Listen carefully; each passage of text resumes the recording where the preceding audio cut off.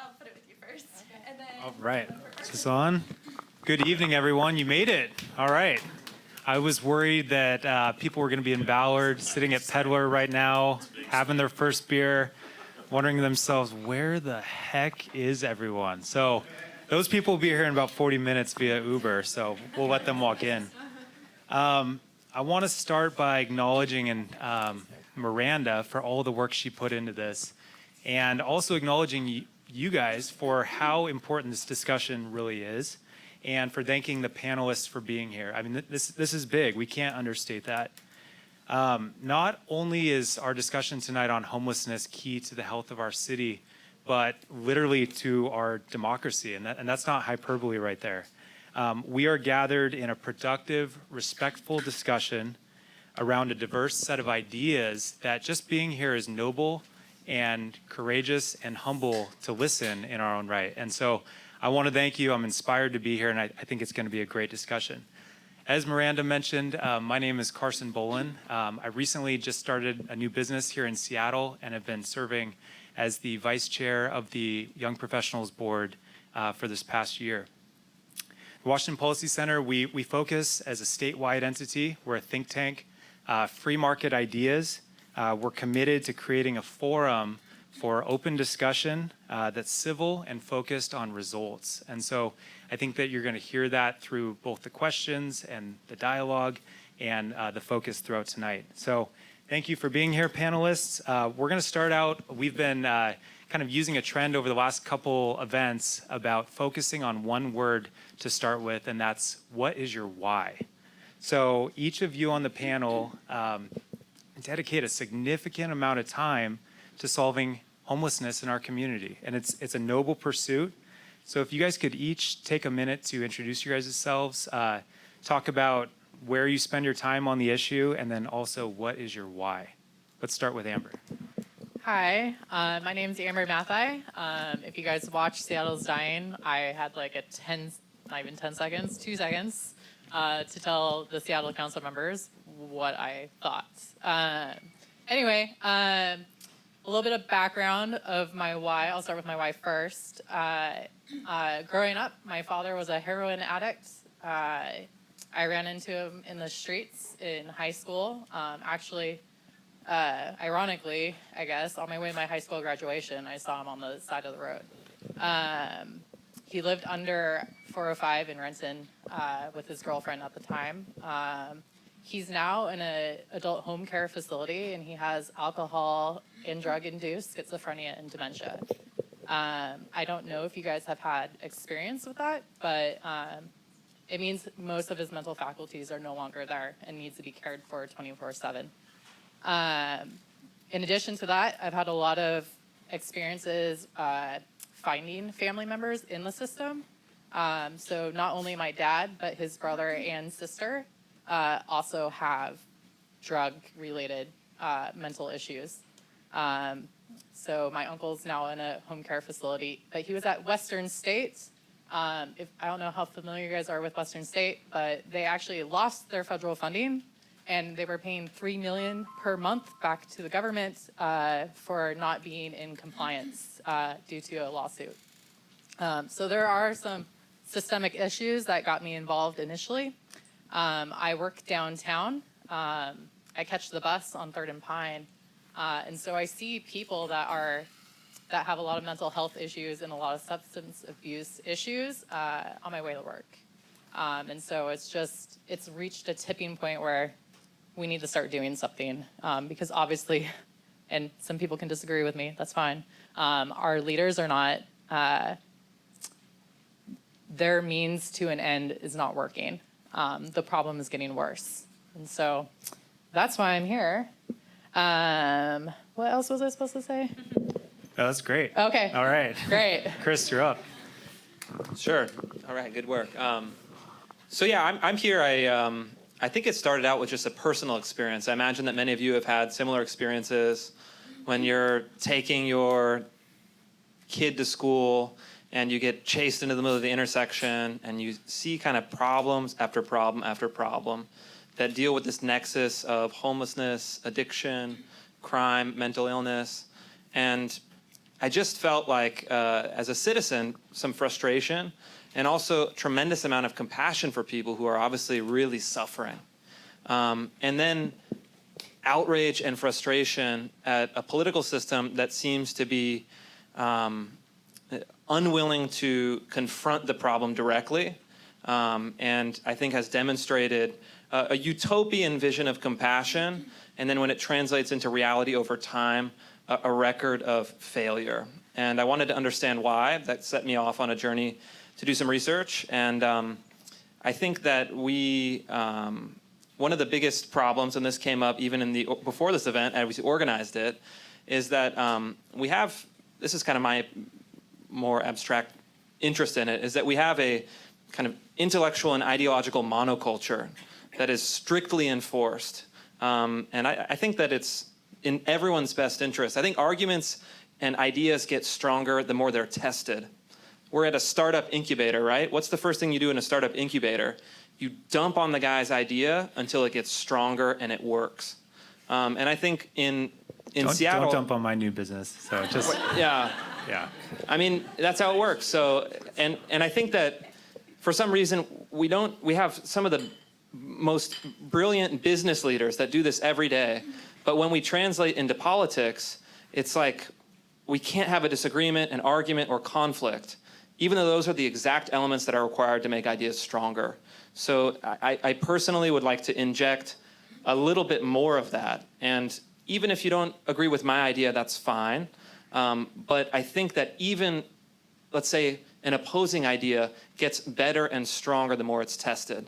And I think that that's really my personal mission, is to try to investigate from an intellectual and political standpoint and philosophical standpoint some of the flaws in the current kind of ideological consensus, and try to break it apart until it becomes better, until it becomes functional, and until we can see actual, tangible, concrete results. Because I don't accept that what we're doing is compassionate in any way. I think it actually, you just see it over and over every day, the amount of people that are suffering, and we seem to be accepting it. But I know that there is the public that doesn't. And I want to also articulate a vision for a majority of the public that doesn't feel represented with the current ideas that are in play. All right. Thanks. Sarah, would you like to grab? Sure.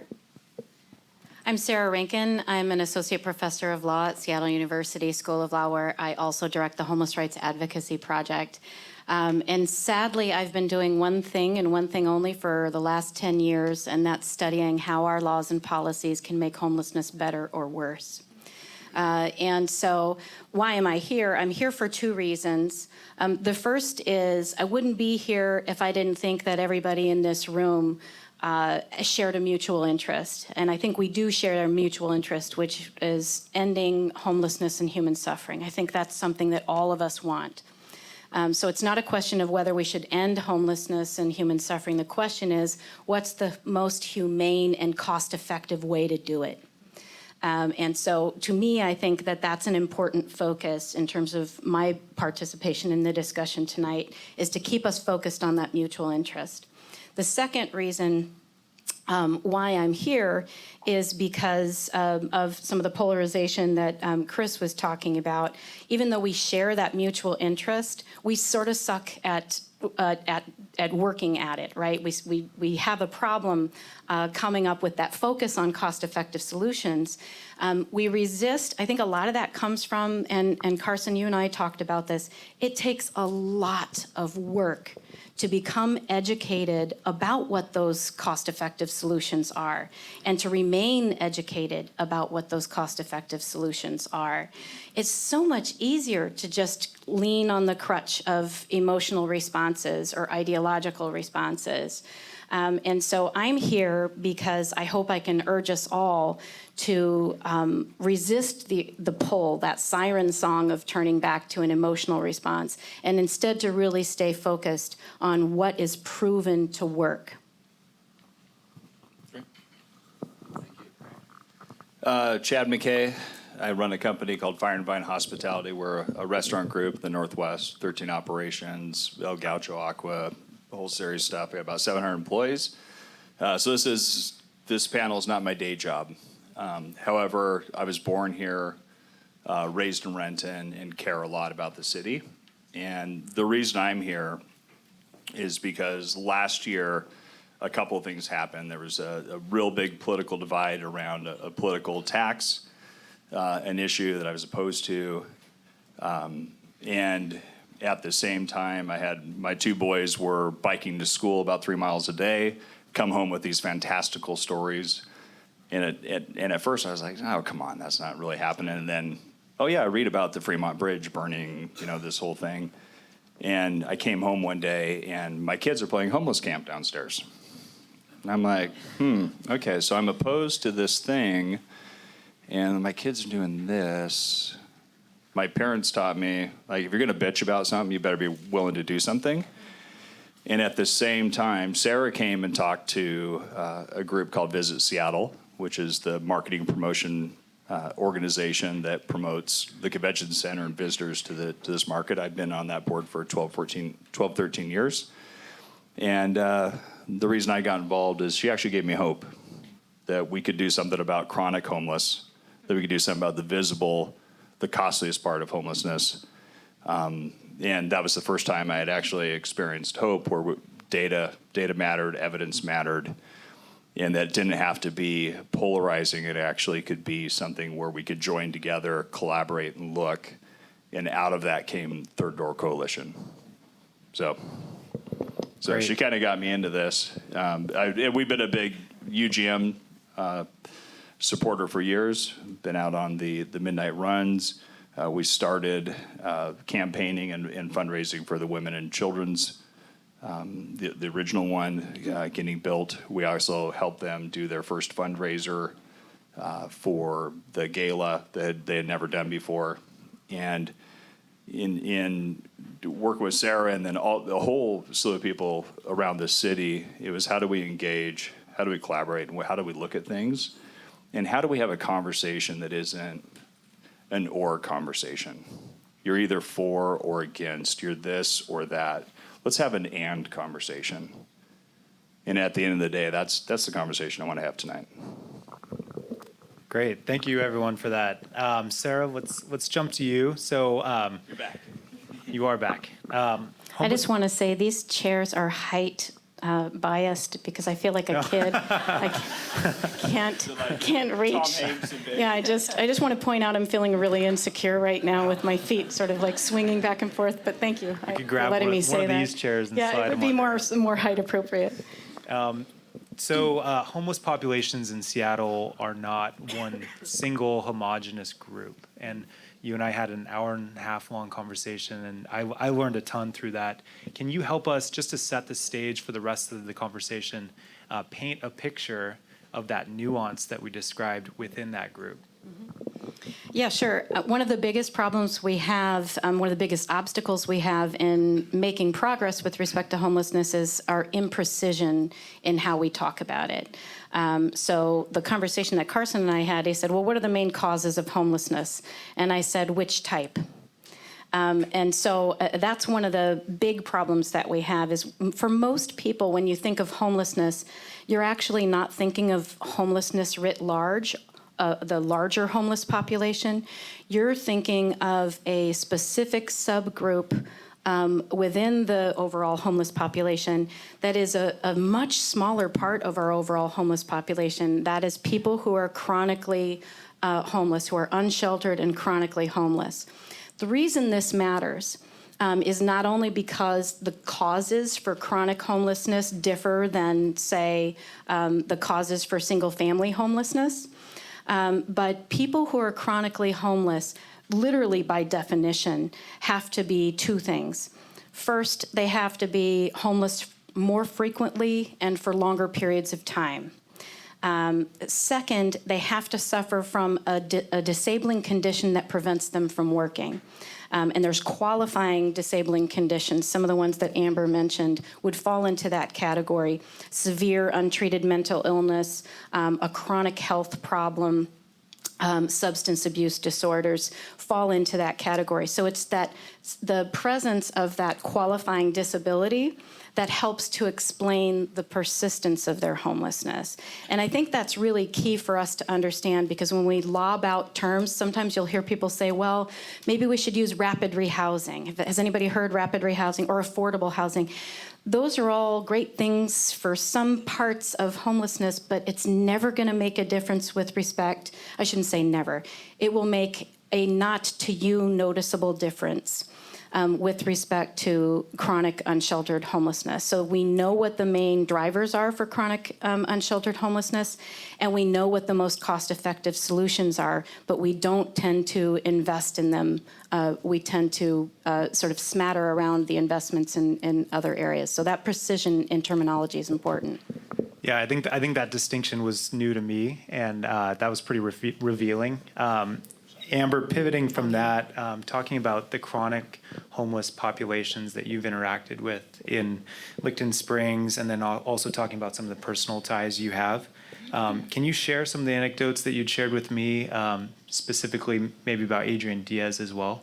Yeah, so that's like a three-part question, but I'll keep it on track. That's fine. So I am a resident of Licton Springs. I think 2 years ago, the city put in the first of its kind low barrier encampment.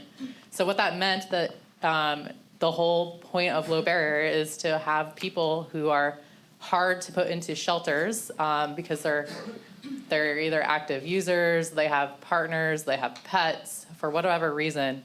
And so the city said, for these 2 years, we're going to place these people on Aurora. I don't know how much you guys know about Aurora, but it is a drug trafficking, sex trafficking avenue, especially near 85th and Aurora. And so from my view, you're putting a very vulnerable part of your population literally in probably one of the worst areas in the city, and you're trying to help them. Instead, what you create is a hotbed for crime, because pimps and drug dealers have all of their consumers in one spot. They don't have to go anywhere. And so what happened, anecdotally, I've been in the neighborhood now for 8 years. I noticed a tremendous increase in crime in my neighborhood. What I do for a living, I didn't mention it previously, I'm a business intelligence analyst. What that means is I crunch big data all the time, every day. So I went to SPD's database and I was like, all right, let's see if what I'm experiencing anecdotally is backed up in the data. Turns out I couldn't do that because the data was bad. So I worked with Sean Whitcomb and Mark Bridge from SPD to get their database cleaned up. In the interim, they ran numbers for me from the non-corrupt part of their database. And so it turned out that there's a 103% increase in crime year over year in a census-containing block. So that's a 2-block radius. Right, and so my neighbors and I, right, we're not just noticing this increase anecdotally. There is, you can't say it was causation, too many variables. And because I don't have access to the data, I couldn't tell you how strong the correlation was, but that's fine.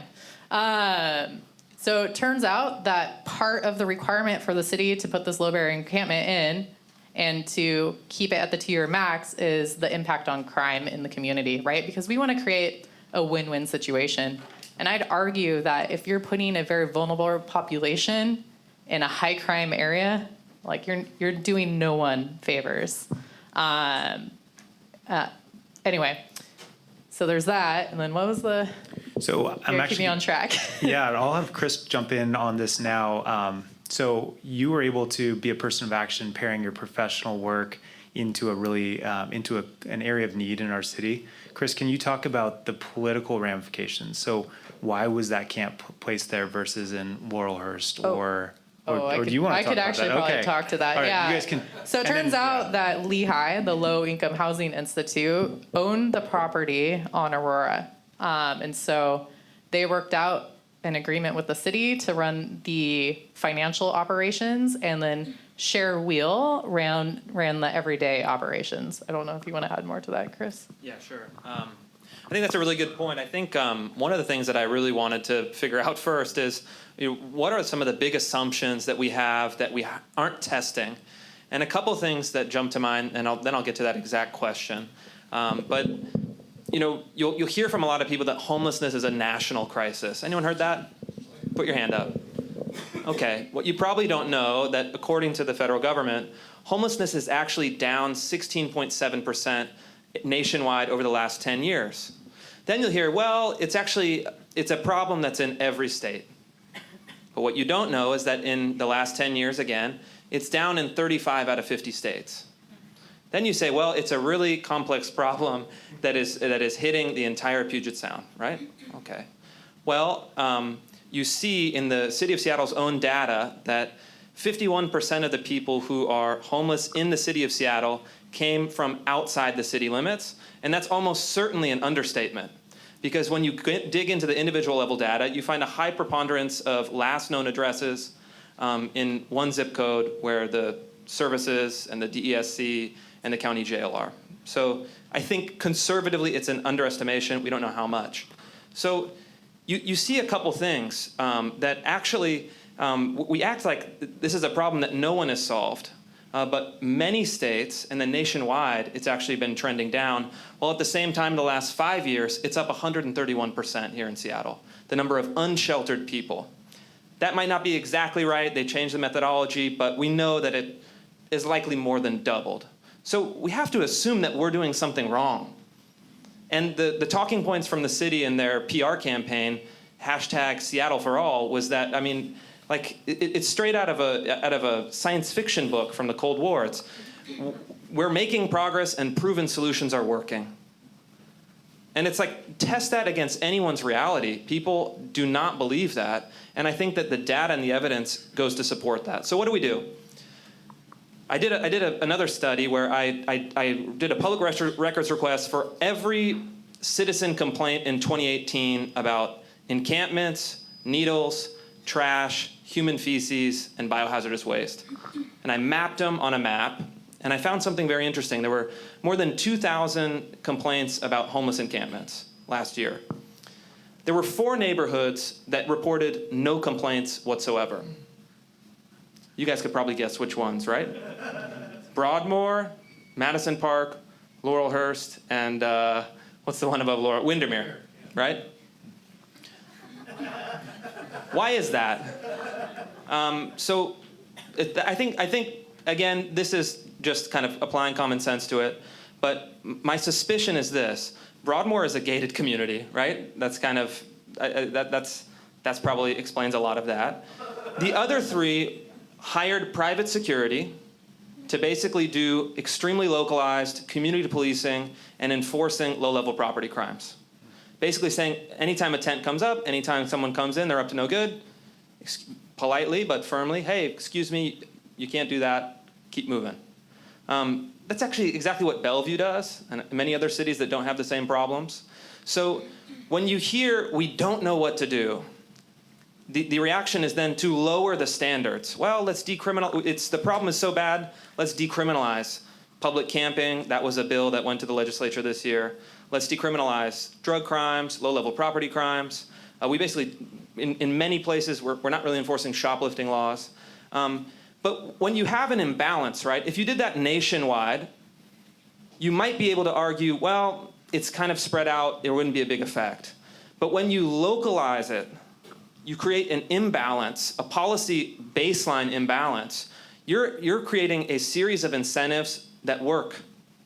There's a reason why in some places homelessness is going down, in others it's going up. And even the last King County homelessness czar admitted that there is a magnet effect.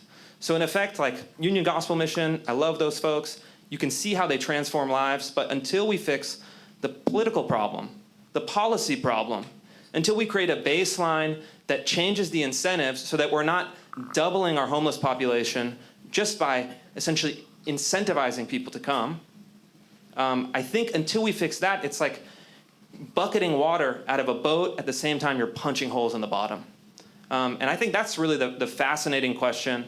And I think that the evidence, to me, supports that conclusion. And I think that if you talk to the people that deal with it on the law enforcement side, there is no one more frustrated in the city of Seattle than an SPD beat cop.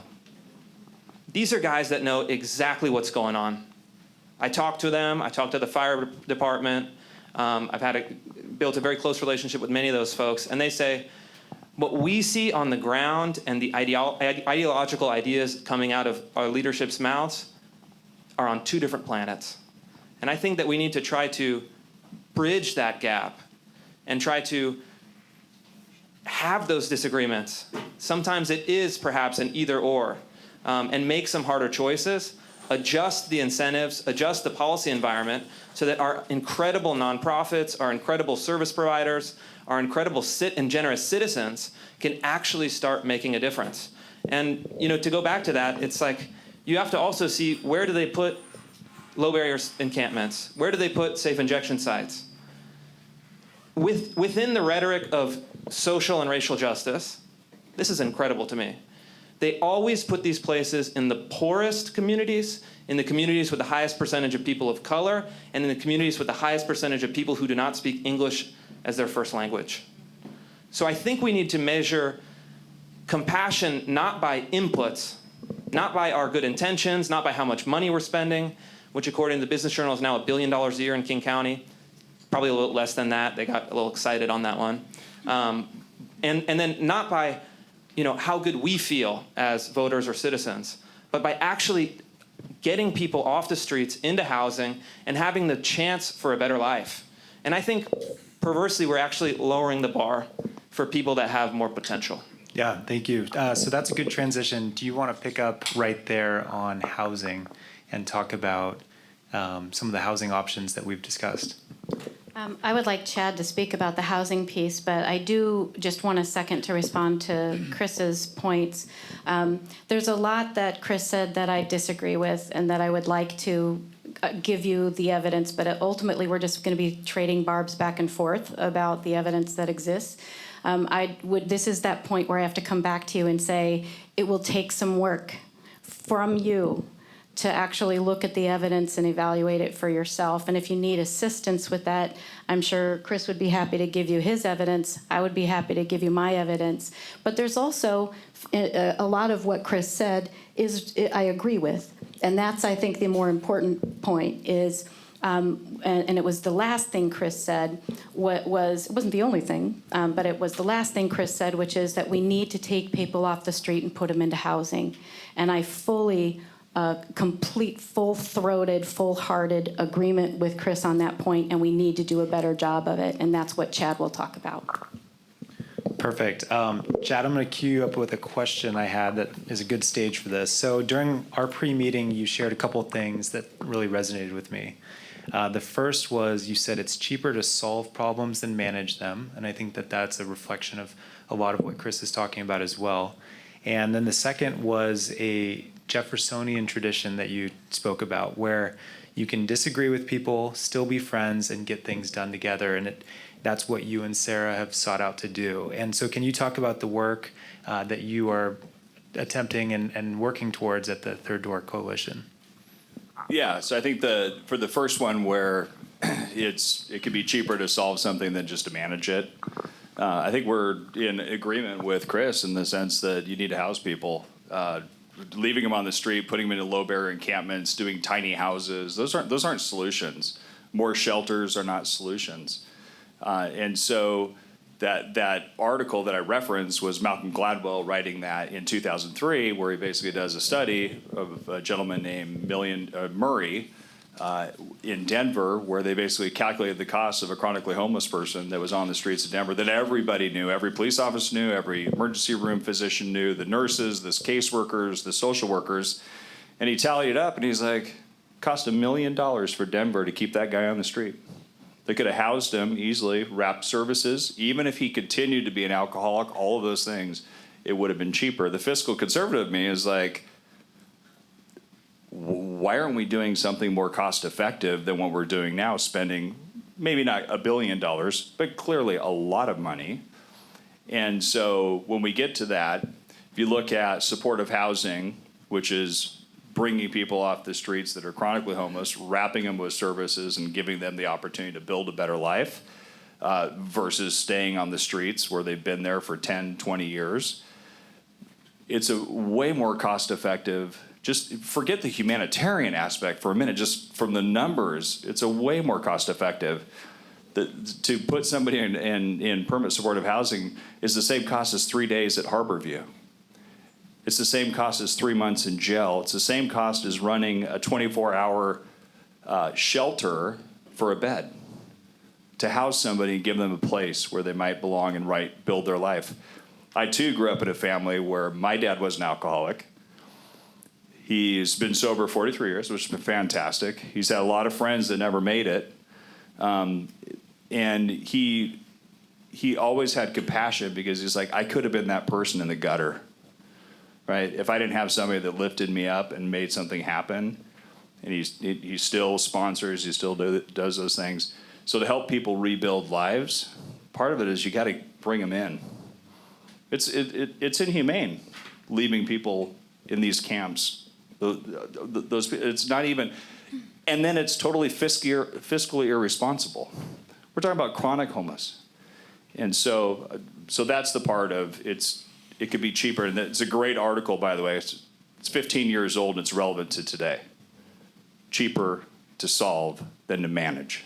We manage for the most part. There are some people that do solve. Second part is Jeffersonian dinners. So again, when I met Sara was presenting. She's like a homeless rights advocate, right? She's get along very well. Yeah, I mean, like she's usually suing the business improvement areas around, Panhandle. I mean, all this kind of stuff. Constitutional attorney. It's like, oh, that the Constitution thing. It's like, sometimes it gets in the way of people's rights. But this idea that you can actually have a disagreement with people, and so we participate in Jeffersonian dinners, where it's like, hey, we take a topic around things that we disagree with, and yet by sharing, breaking bread, having a little wine, having conversation, and understanding where the other person is, I mean, you may not change my mind, but I'm going to understand way more about your position, and together we might actually bridge something.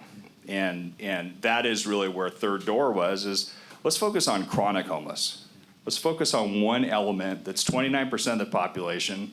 It's about 4,000 individuals within King County that fit the definition. They've been on the streets for a year or more. They've got secondary disabling conditions, right? That's the group that we're actually really talking about. That's the group that the neighborhoods are upset about. Do we like what we're doing right now? No. Every data set that we've seen, every study, and Sara was the one who's like, go look, right? I'm a data-driven person. I'm evidence-based. I don't care about politics. I care about policy. I care about data, not drama, was to look at evidence and say it's cheaper to house people that are in this state. By the way, their average age is 55 years old. They've been on the streets for more than a year. They're white males. They don't tug at your heartstring. And for those that are around personal responsibility, which was me, the story is not great. And yet, from a fiscal conservative perspective, there's a way better way for us to handle this, save money, and do it in a way that's compassionate, that we could not only feel better, we could actually do better. So there you go. Can I add on to that? In terms of the studies that Chad's referring to, so that you can do the hard work of looking at them yourselves, it's not just Chad saying this. There are decades of studies that prove that same thing over and over again, that it's more cost-effective to provide supportive housing to people who are chronically homeless than it is to leave them right where they are. And you can find links to those studies. Just some of them. I had 2 full-time MPA students and 1 part-time law student working for months to try and pull all these studies together, and they finally said, I can't get them all. Like, you're just going to have to deal with how many we collected at this point. There's so many studies that show that exact same thing that have been done by different, across the divide, private companies, think tanks, on the conservative side, on the liberal side, nonpartisan. It's all there for you to look at, and that's really important for us to focus on, because it takes, again, the emotion out of it. It doesn't matter what we think a particular person deserves. What matters is this is a problem we're all here to try and solve, and this is the most cost-effective way to do it. In fact, there's no intervention in all of housing and homelessness policy that has been studied as thoroughly as supportive housing, and it's been consistently shown to be the most cost-effective. And to Chris's point where he was saying that some communities are making progress, there are a number of communities that have been making progress with respect to their chronically homeless populations, and that is one of the primary ways by which they do it. Yeah, so I'm going to piggyback off of that because Seattle's budget, so first of all, to kind of give you some homeless numbers here, 77% of the homeless population within King County live in Seattle proper. And then when we are talking about unsheltered homeless, 80% of them, it is estimated, have concurrent mental health and or substance abuse issues. Yeah. Anyway, right, and so without these wraparound services, these are people that are not going to be able to hold a job, right? They have, you know, like one guy that I can think of, for example, was taking a bike, picking it up in the middle of Olive Way, throwing it down on the ground, picking it back up, throwing it back down on the ground, right? So I don't think he's going to, unfortunately, be able to hold down a job well. But the thing where you guys can get involved and where you can take action is demanding the city to release where they are spending their money. 2 years ago, they had a $54 million budget. We're now at $90 million per year. Additionally, King County has set aside, ending fiscal year 2018 for this year, they set aside $100 million for affordable housing and $230 million to help build places for the homeless to go, and to help with homeless services. And so when we have $330 million from King County and $90 million from Seattle, and it costs $60 million to build a 300,000 square foot dormitory-style housing. I talked to a construction guy last night to get those numbers. It's roughly $250 per square foot. That's a good number. That's my industry. So, Yeah. Cheers.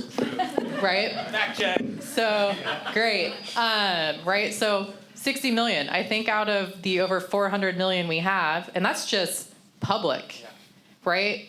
This region is very generous in terms of donating to the homeless. That's where Chris's $1 billion number came from, out of the Puget Sound Business Journal.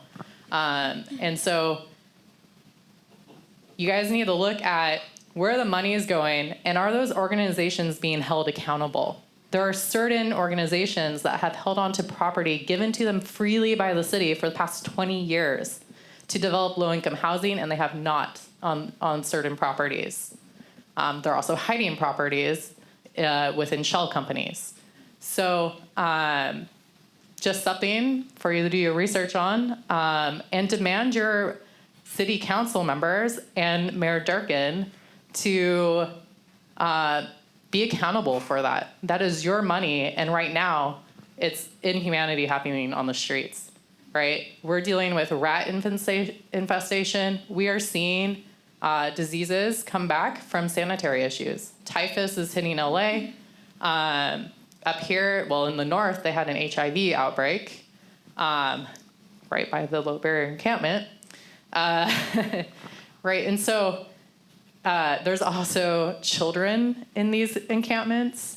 Most of the women living there are domestic violence victims. There are assault victims. There's drug trafficking. I don't know if you guys just saw the news. They broke up a drug cartel that was operating in Pioneer Square. They found $20,000 in cash. So ask me if that's a housing affordability issue. That would pay for my rent for 3 years. Those were house people. I have roommates.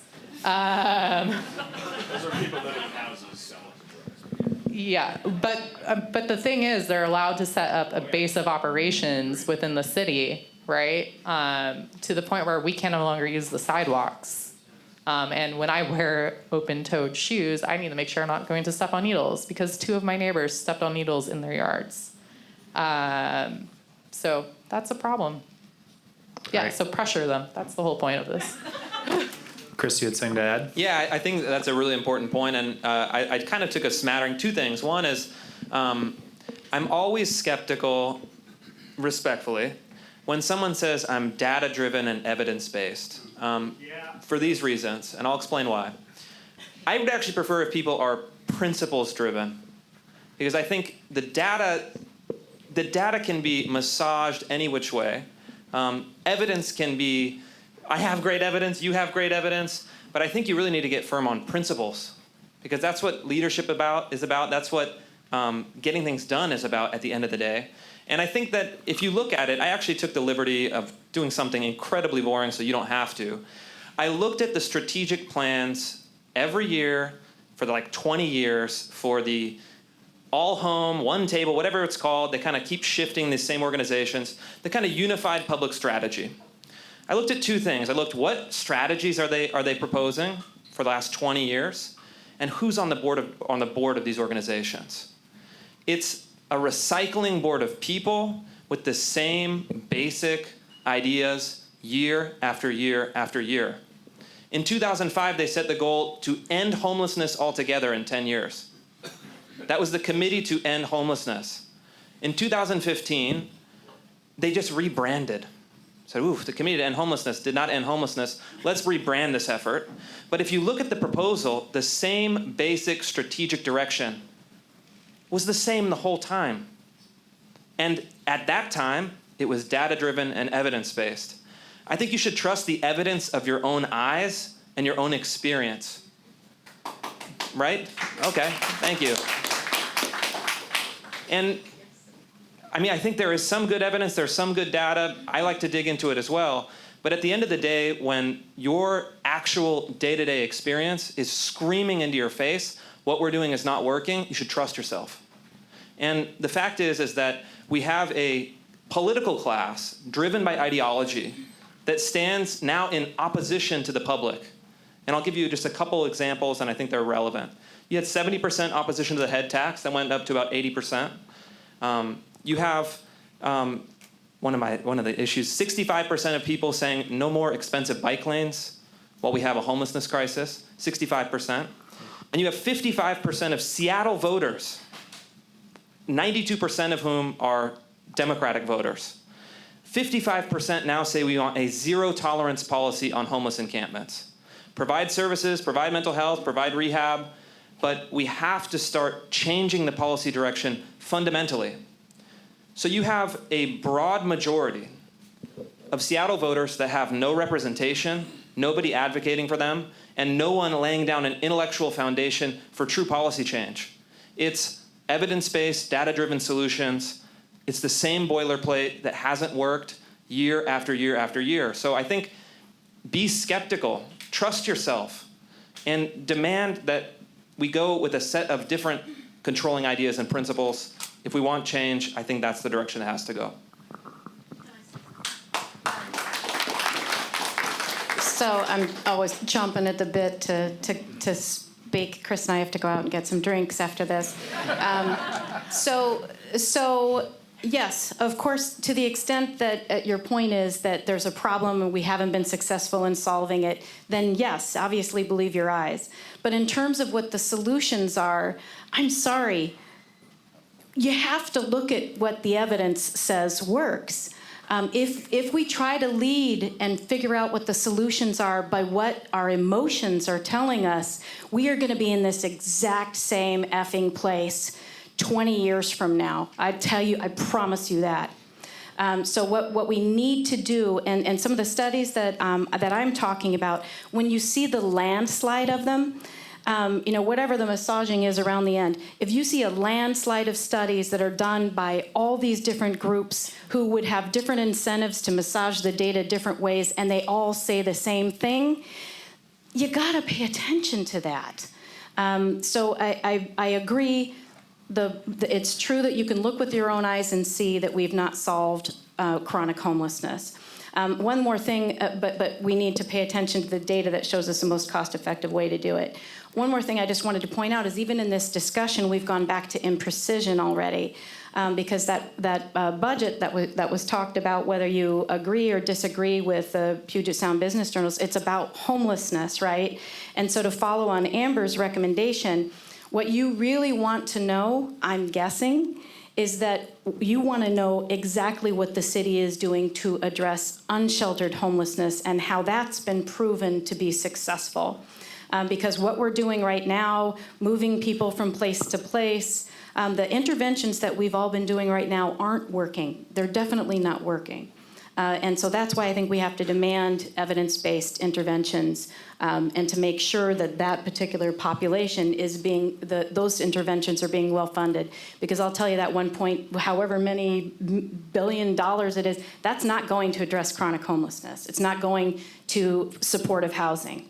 It's going to some important things. We have had actually some progress with respect to homeless families and children and veterans, right? So we know that some of those interventions are actually working, but it confuses us, right? Because we see all these numbers and people are throwing terms around, and then you see with your own eyes that unsheltered homelessness, we're not making progress there.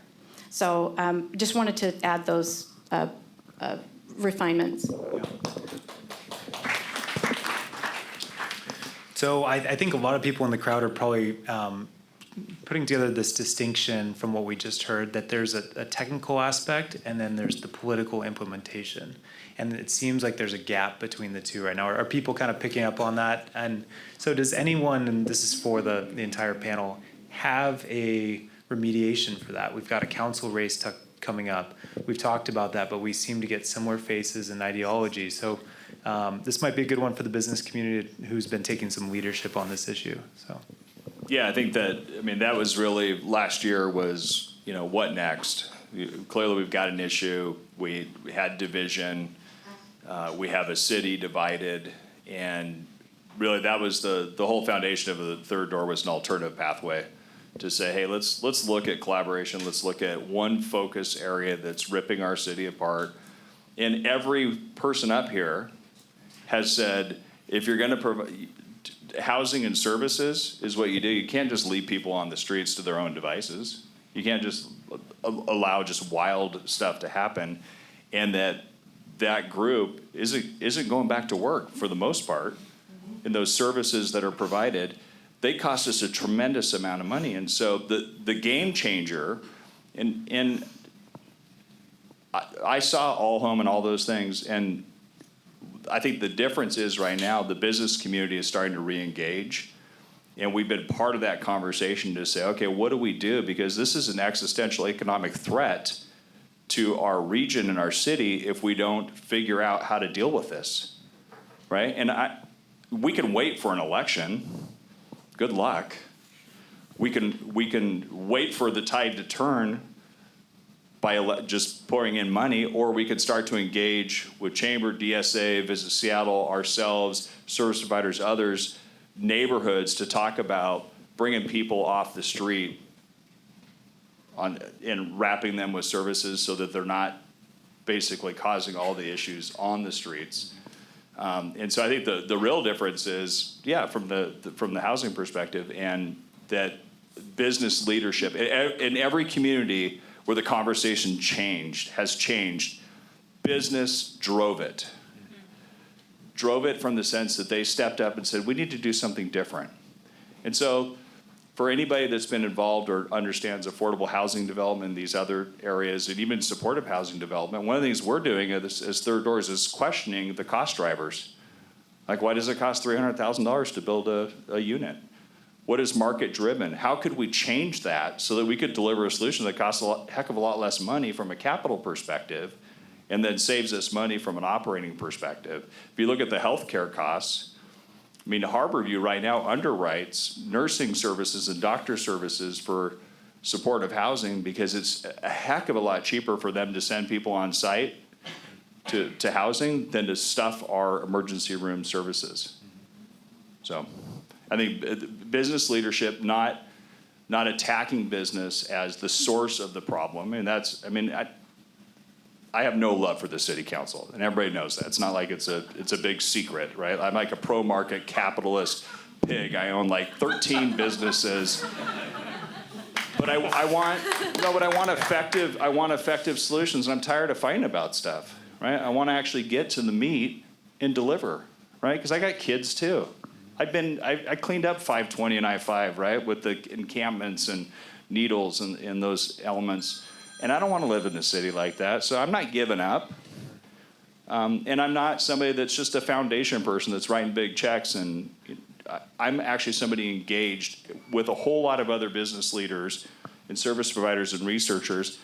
And by the way, we're not even a nonprofit. We don't even have, it's just a volunteer group that's made a tremendous difference. So I think that's part of is a groundswell of business leadership, community, neighborhood. Because I don't know about you, I'm not waiting for the politicians to solve this.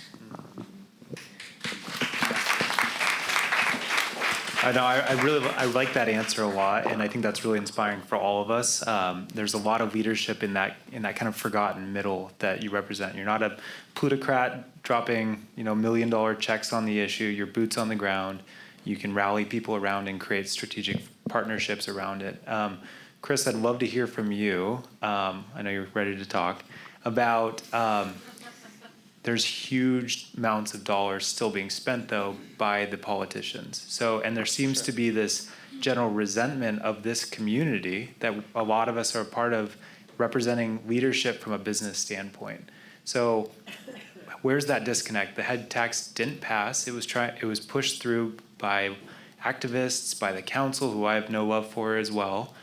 How do you resonate, or how do you reconcile that difference between the business community that's trying to lead, but the elected class that resents that leadership and that vitality we have in the region? Yeah, I think I would disagree. I think that at the heart, this is almost solely a political problem. And I think that we need to get people off the streets. We need to get people who are, let's say, a 65-year-old man with 20 years on the street and he's a chronic alcoholic. We've got to get him in that kind of supportive housing. There's no other way for that. But there is another subset of people on the streets that are 25, shooting dope and robbing the QFC in Ballard. This is another very predominant element that we have to deal with, and business can't really deal with it, only to a certain extent.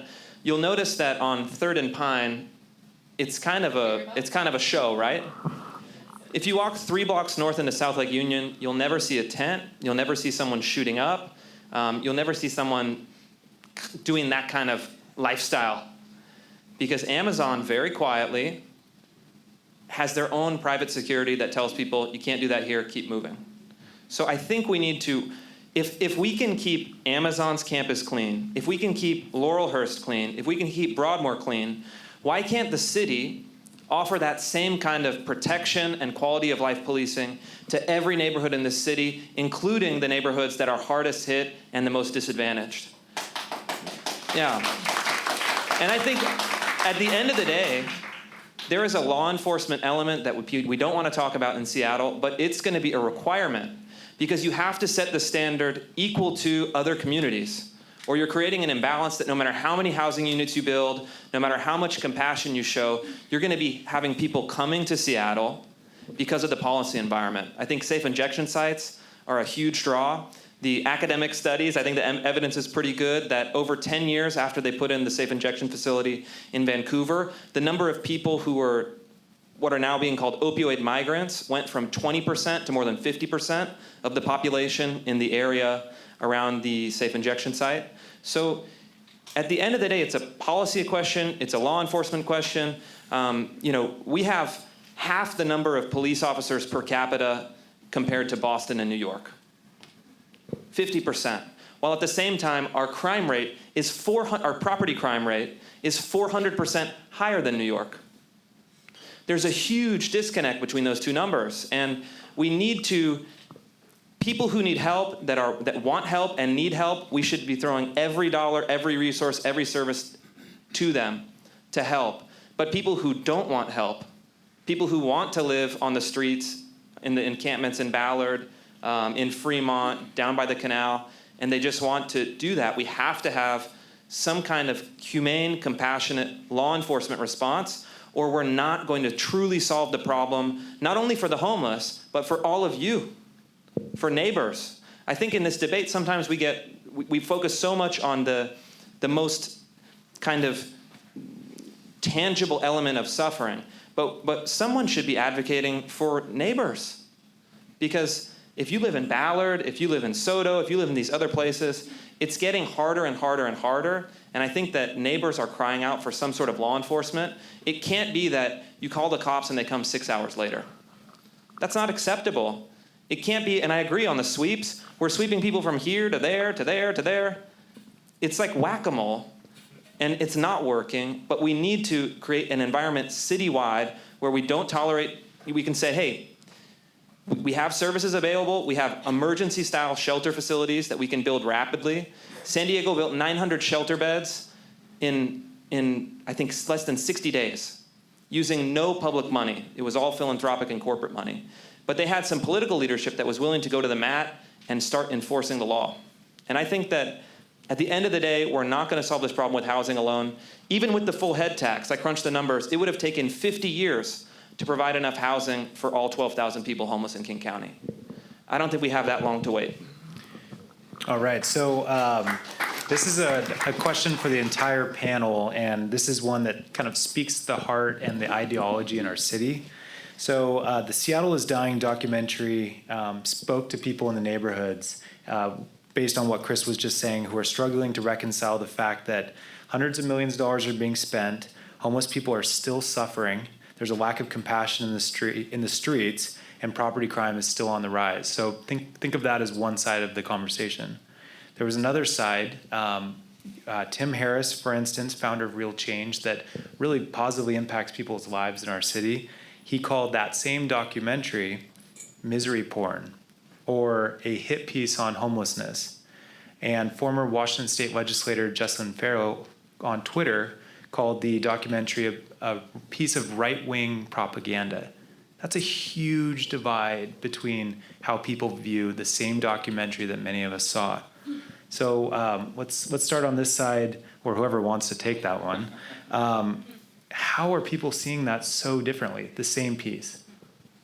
Well, I have a microphone, so I'm going to answer. There you go. Yeah.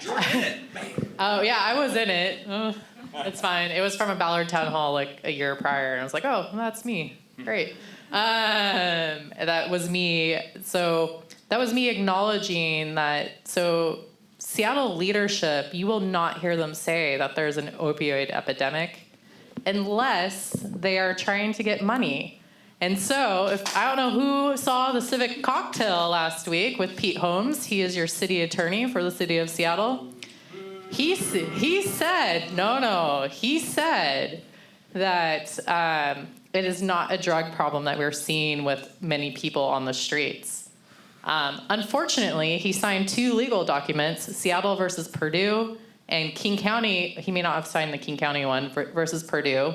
In there, the city of Seattle, including Pete Holmes, claimed that the large amount of problems that we're having, and he said both for the opioid epidemic and for property crimes and for garbage cleanup, is because of drugs. So I don't really actually know where he stands because he said 2 different things. One's on a legal document and one was at the Civic Cocktail. So you can watch it. It's on YouTube. But the deal is we'll never be able to house enough people if people keep coming here. There is such a thing as opioid tourism. And so people migrate to where it's allowed. The Mexican cartels went on National Geographic and said, hey, we're in Seattle because we won't get in trouble. That's a problem. And so, yes, we have chronic homeless, but we also have a section of people that are enjoying the freedom of not being put in jail. I mean, I hate to say that, that's true. There are different diversion programs. LEAD is one of them, where, like, I understand having mercy for people who are doing small crimes, but when you have an offender who has committed domestic violence, assaults, and he's on his 70th conviction, right? Why is he back on the street, right? Who is the next victim? And on top of that, when I talked to Adrian Diaz, he is one of the assistant chiefs of police.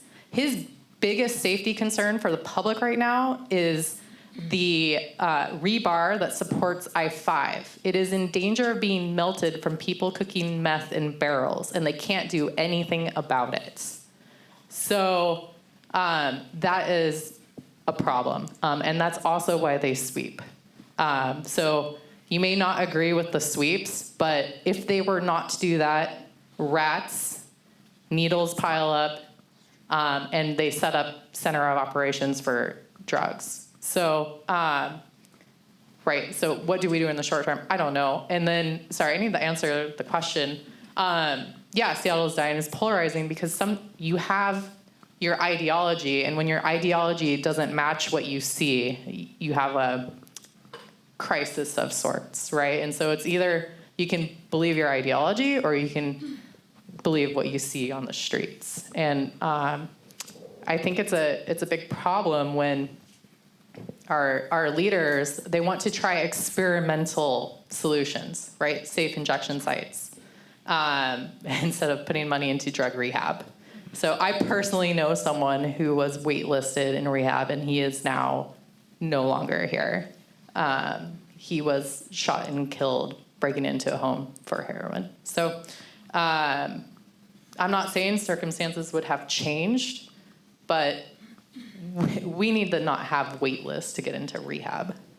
Like, where's that shell money that they have right now, like, set aside for whenever that they feel that they can get away with having a safe injection site, they could be using for rehab right now.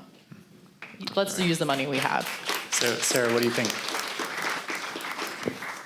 One of the risks we have in tackling a topic like this in, an hour and a half, is there's no fucking way that we're going to work all this out in this period of time.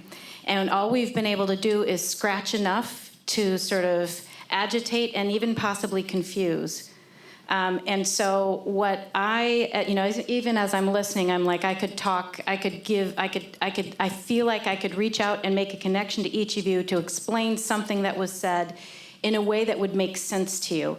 But when we throw around a lot of stuff, and I didn't come here to impugn community organizers. I didn't come here to impugn politicians. I came here to invite you to continue to work on this with me.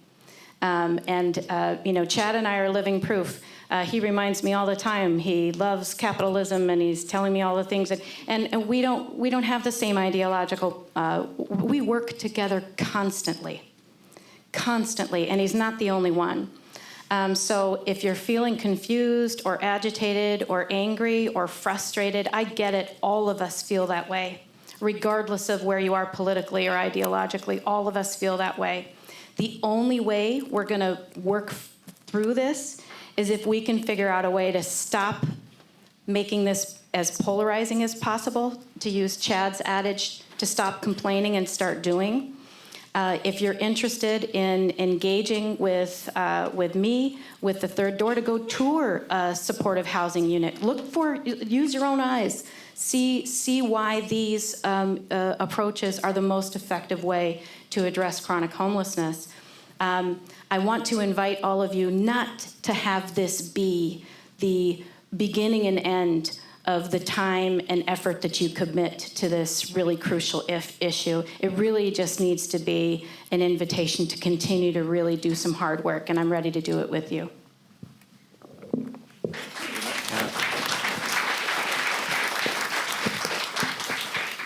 Sarah, you stole my last question because it was focused on solutions, so good work. Chad, do you have anything to add? Maybe talk about, for the audience, supportive housing, like, what is it exactly? Like, paint the picture when someone walks in the door for us. Yeah, so the idea behind supportive housing is that, for drug rehab and all these things that we do have some services that are limited, a lot of the times they go through those things, and then when it's all over, they get popped back out on the street. And so we actually end up wasting the money, the recidivism and the going back is not effective at all. So supportive housing is basically the idea that to give people not just shelter, because a shelter is basically a bed, they don't really have a home, that a home is a place that could just be a studio apartment. It's a place that you start to build, rebuild and have safety. So if you look at Maslow's hierarchy of needs, right? We just go back to like business school and some of our psychological texts. Everybody had to learn it, no matter what. Yeah. So it's all the that base level, which is the physiological needs. Until those are taken care of, you can't go to the next level. So we're asking people, and I've been out on UGM where you're trying to get people to come in. They're in such bad shape. You're asking them to make higher level decisions and self-actualization in those pieces. Supportive housing brings them in and then wraps them with services, right? Allows them the option to do those things. And once they're in, it's like a 94% retention rate. They stay in housing. So instead of going back into a camp after rehab or any of these other things, they're actually housed, right? And so, and they stay there. So a 94% retention rate on those things. So it costs anywhere between $18,000 to $20,000 to house them. Again, 3 days in Harborview. That's what it costs in Harborview for 3 days. 3 months in jail, low level, $18,000. Wow. 1 year in a home, $18,000, $20,000. Yeah, So. I mean, that's the equation right there. So I want to save some time for questions. I know there's some out there. We have either a floating mic, or if you're loud, then feel free. Let's go right here for the first one. Yeah, just a general question, a principal question, and an evidence-based question. Principal question is, how do you tell someone who doesn't want to go into a house to go into a house? Mental health, schizophrenia, personality disorders. I'm guessing the other side is saying you can't force people to do what they don't want to do. And when there's mental health illness, it's hard to force people to do something that they don't want to do. And personal autonomy in a lot of different parts of our society takes precedence over policy or public policy, whether it's immunizations, whether it's housing. So that's the first question. The second question is, you mentioned San Diego. What other practical solutions do cities have that we're trying to model towards? I've seen a lot of news about San Francisco, and I think we're steering away from that example. But what are some practical examples of what we're moving towards from other cities? Thanks. So on that was an awesome question. I'm a professor, I'm used to yelling. That was an awesome question, really good question. First thing I would say is that most people, even if they'll turn down services, offers of service or treatment or shelter, will accept offers of housing. They will accept offers of housing. In fact, we just checked in today with a service provider for supportive housing. He said their wait list is like a mile long. Why is there a mile long wait list for people who these are people who qualify for supportive housing? A mile long wait list, and there's not enough places to send them. So that's one thing. I also think, though, that you uncovered a nugget that Chris palpated earlier. I'm using all these medical terms. I think we do have to have a conversation about what happens with people who would otherwise qualify for supportive housing and don't accept it. But I will tell you, we literally just had this conversation with a bunch of service providers today who said that is a very small, very, very small number, and there's actually a much larger number of people who would take it if it were available. It's not available. I'll jump in on that for just 1 second, and we'll let Chris pop in. So with UGM, there's a gentleman named Red there, and I had lunch with Red with a number of other business leaders, and Red was really fascinated by what Third Door was doing and talked about supportive housing, and he's like, Chad, he's a survivor. He's 20 years on the street, shotguns, heroin dealer. I mean, like, he's everything you'd never want anybody to be. He's recovered. He's rebuilding his life. He's like, Chad, everybody I know would take housing. What they don't want is the shelter. Some of these places are not places people want to be.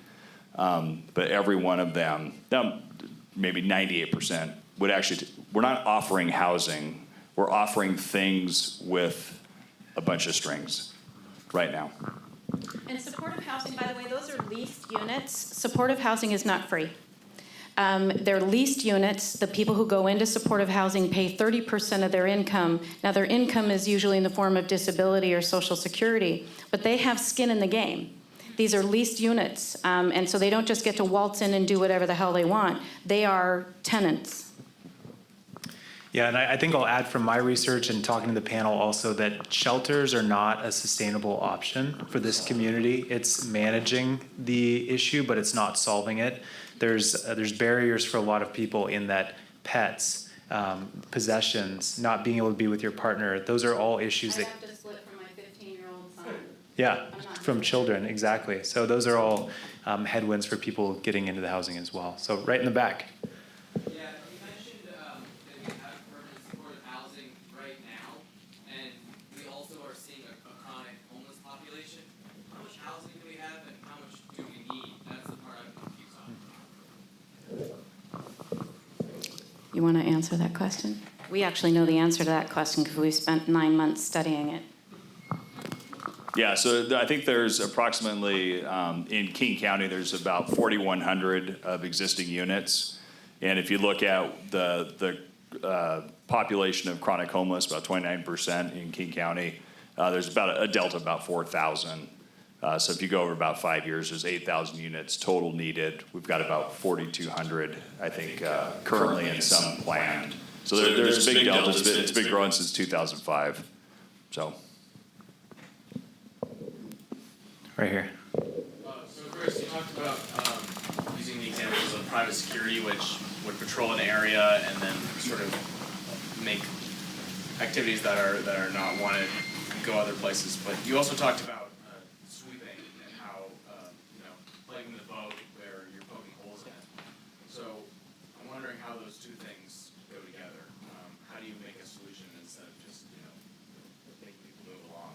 Yeah, that's a great question. I think that's the paradox that we're in. You can't do one or the other. You really need to do both. I think a responsible plan, I mean, we declared a state of emergency 3 years ago now. What happens when you declare a state of emergency? What's the first thing that happens? There's a tornado, there's a hurricane. Money. There's a money bomb that gets dropped, and we've done that. You have emergency shelter facilities. And yeah, it's not a long-term solution, but you have to get people triaged, and you have to give people somewhere to go. And I think we need to make some supportive housing definitely, but that's not the solution for everyone. And I think what we've done now is we're doing the sweeps, which maybe have some benefits. I think that's good. I mean, certainly near the elementary school where one of my oldest kids goes, there was a 45-tent homeless encampment that was 100 yards away. That's not good. We can't have that. It grew for almost a year before it was swept. So that's good in a sense, but where are you sweeping people to? And I think that's a valid criticism that people are making, let's say, on the more activist side. But you have to first create enough emergency shelter facilities so that you can give people an option. You have a place to go. It's not a great place. We're not putting you up at the Four Seasons, but it is a place to go to be housed in an emergency way, triaged. Do you have family? That's one thing we haven't talked about at all, which is astonishing. It's like, do you have family? Do you have any resources? Do you have a cousin that will take you in? Do you have someone that will help? Can we get you a bus ticket to wherever you are from? Is there an opportunity for you there? Do you need immediate medical attention? Do you need to get a psychiatric evaluation? And then maybe start thinking statewide about conservatorships. Because if you're a schizophrenic heroin addict that is beating yourself in the face on the streets every day, it's not compassionate or fair to let that go on. It's actually a really cruel thing. But you have to really do both. You have to have this kind of proactive community policing, quick response, and then give people the option. You need to go somewhere where we can help you. And then if you refuse help, there's a lot of cities are kind of dealing with that question, right? I don't want to go anywhere. And in Seattle, we're saying, all right, sounds good. The fact is that 63 or 66% of the people that are made contact by navigation teams during sweeps refuse all services. Yeah, if you give them an apartment and they can continue to shoot up, like they'll take it. But that's going to be a long-term, massive investment, and we need to create change more quickly. And I think so you create enough emergency shelter facilities quickly.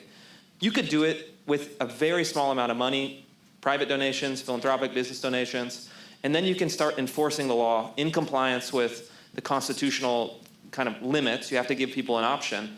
But my concern with the permanent supportive housing model, it's not for everyone, and it's going to take a decade or more, even under the rosiest assumptions. And what do we do in the interim?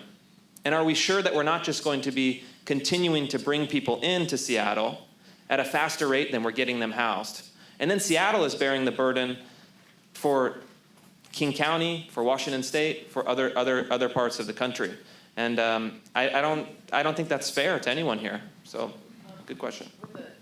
Sorry, I'm going to add one more thing. The navigation team cannot sweep unless they can offer each person that they're sweeping a place to stay. That's not true. That's not true. That's what they're doing now. I know there's an MDAR, and this was just reported that that's part of the mayor's plan is to step it up. It used to be the rule, but it's not true that they have to do that. So I've not heard that. And last time I talked to Adrian Diaz, he told me that they could not sweep unless due to the ACLU injunction. Yeah, Zer will tell you that they don't have to. So it sounds like our leaders once again have conflicting statements between who she talked to and who I talked to. So worth to investigate.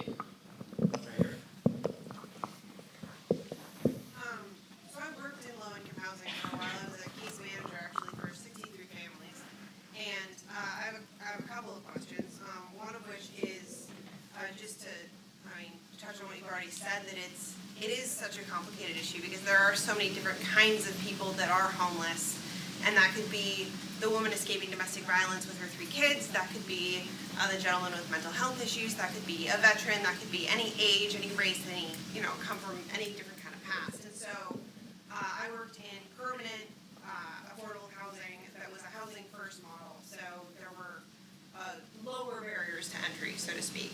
And my questions are, with incentive structure, is when you have permanent affordable housing, I saw every different kind of situation. So I saw someone that came into my office and wanted everything for free, and I said, well, how are you planning on paying your rent next month, because Catholic Community Services can only cover you this month?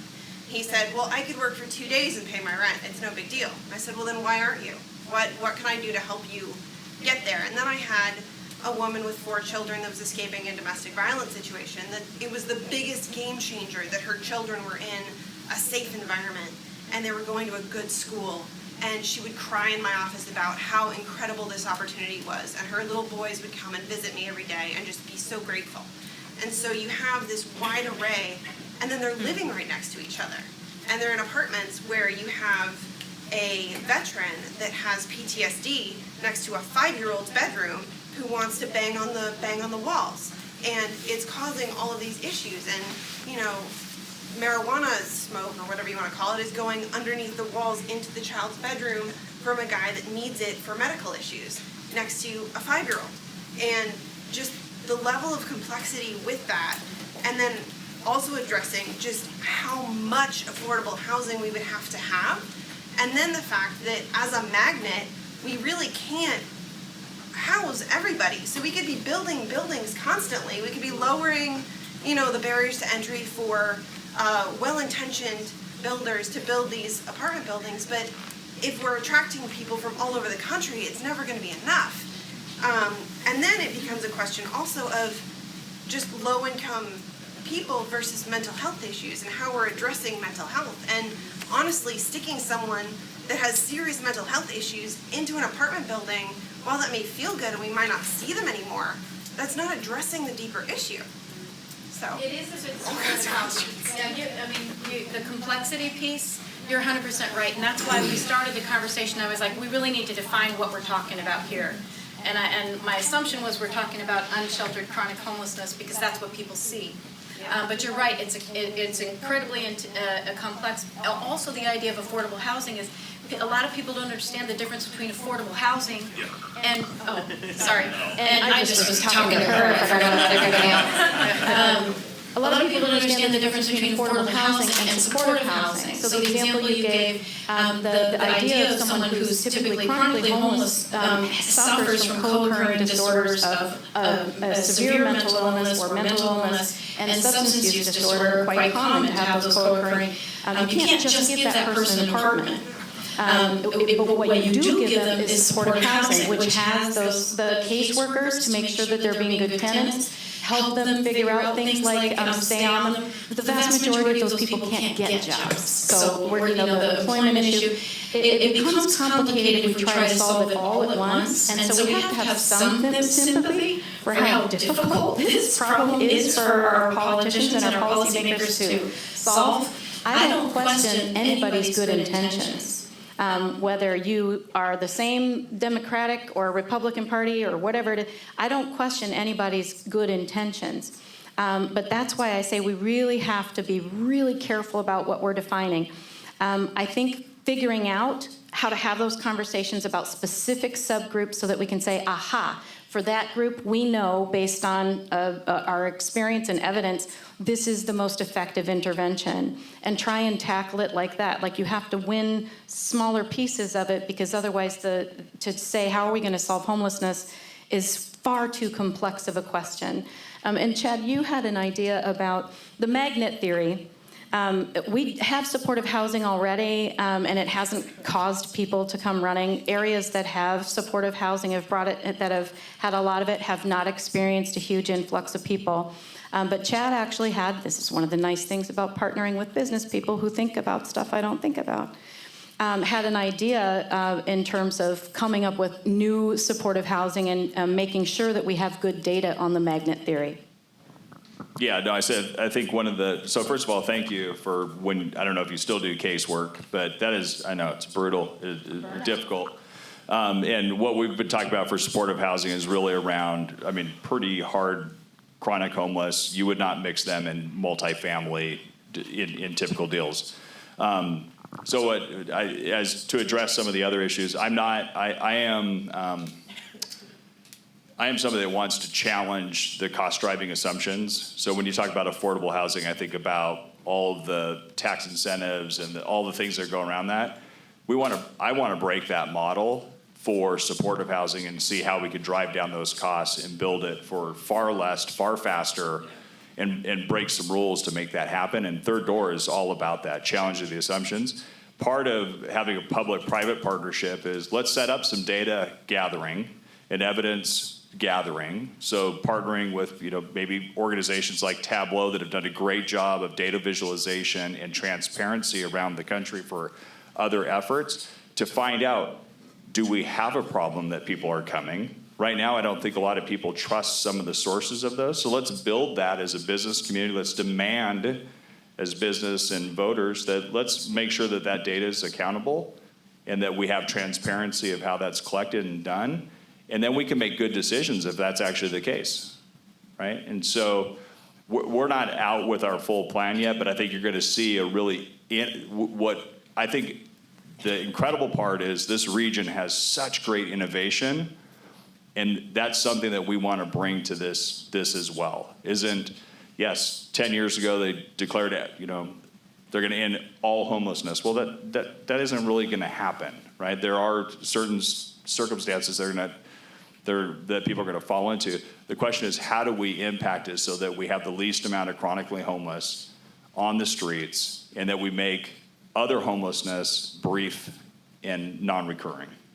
So I don't know if that answers a little bit, but yeah, we would not talk about putting somebody that's been on the street 20 years, schizophrenic, in with family units. That's just, that is not what the supportive housing model does. Great. We have time for one more question. Did you have a question, sir? Yes. All right. I'll give you the mic. Thanks. I don't know if it's a question or more of a statement, but for the last few years, Seattle has been all carrot and no stick. We are depolicing our city. Our SPD staffing levels are where they were in the 1970s. We had a story, just one of thousands, but last summer, just down the street there at the Target, this homeless gentleman went in there after robbing Columbia, got a big duffel bag. He ran into the Target.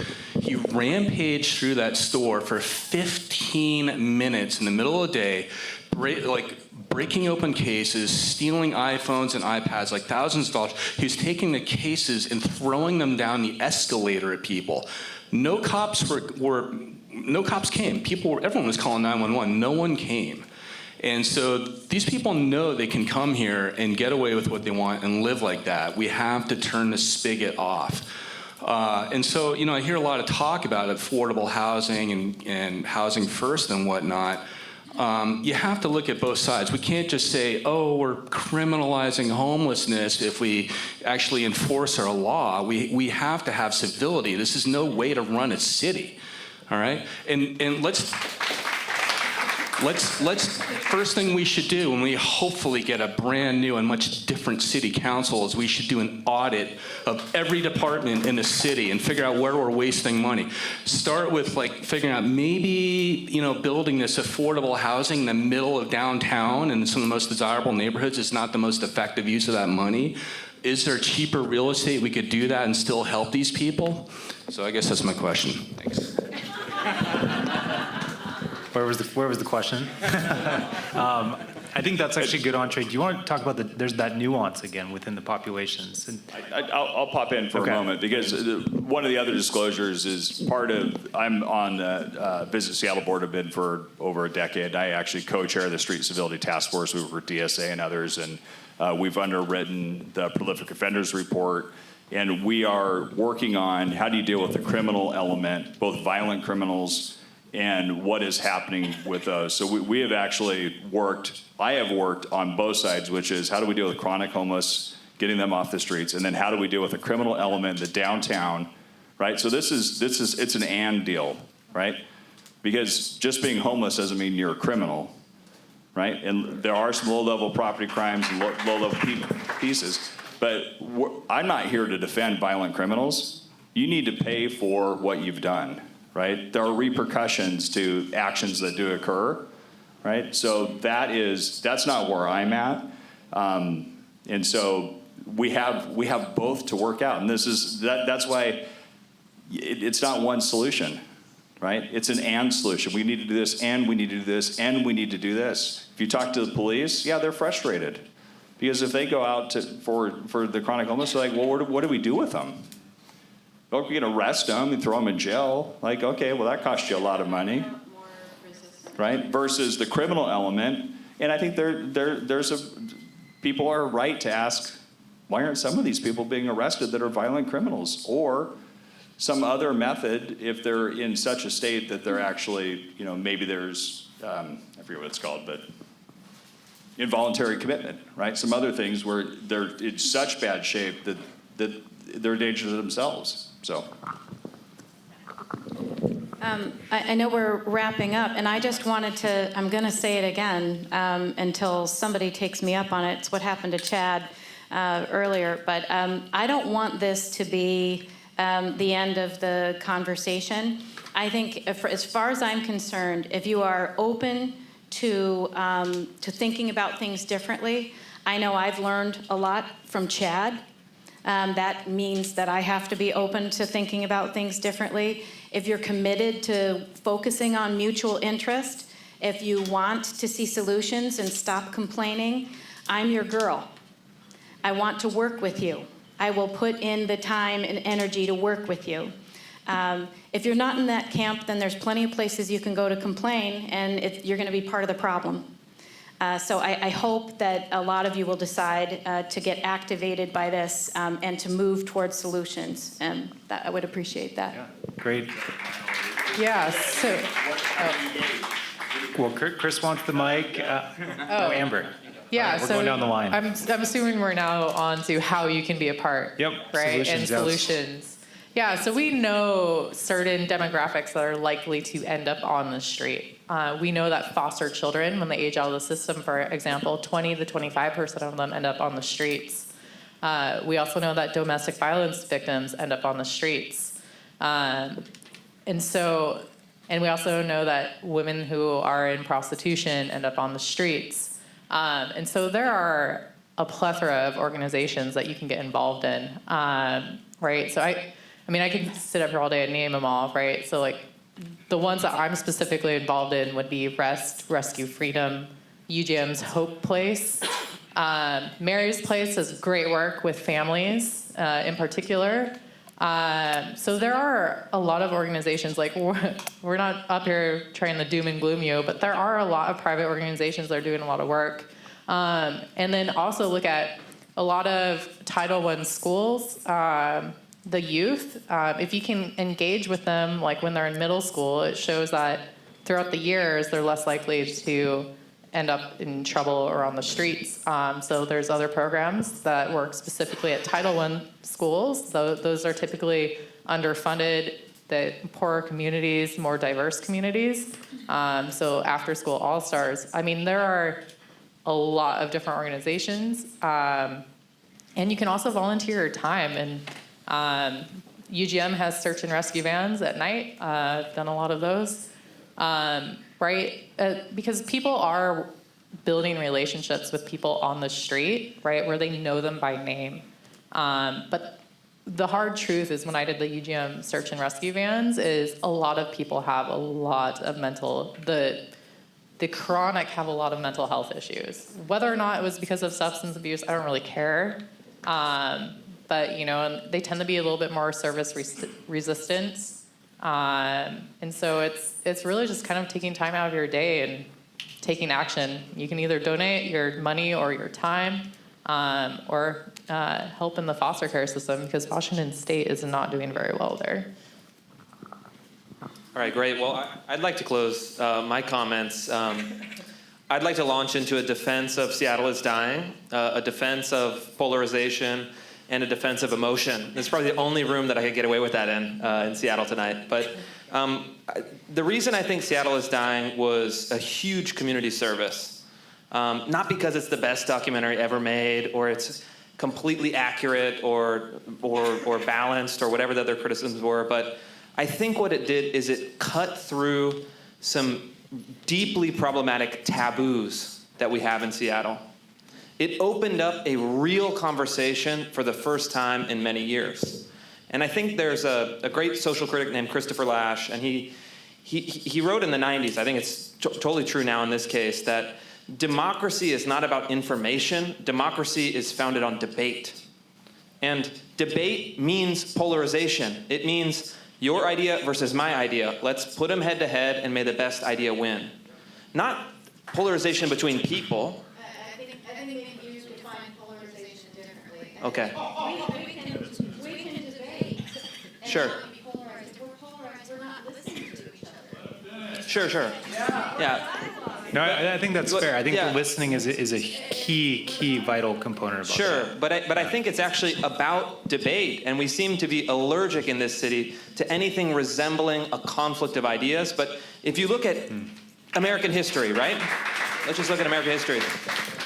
Any positive social change first comes from emotion, and then comes from debate, and then comes from trying to create change because you're passionate about it. And I don't think we should back away from that. I don't think emotion is always bad. I think that it can inform a lot of action. And I think that debate is critical. That's the one thing that we don't have. We seem to come up with a consensus that fails year after year after year, and then we say, well, if we're nicer to each other next year, it's really going to start working.